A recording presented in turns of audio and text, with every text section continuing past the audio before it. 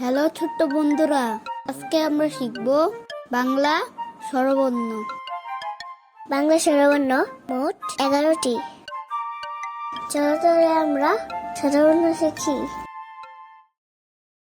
স্বরেও স্বরেতে অজু করে নামাজ পড়ি।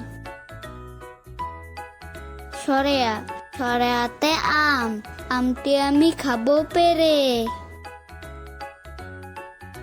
রসইতে ইঁদুর ছানা বয়ে মরে।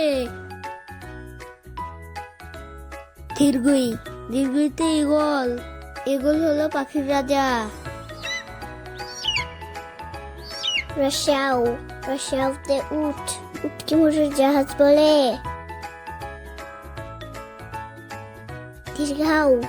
দীর্ঘাউতে উষা হলো পড়তে চলো।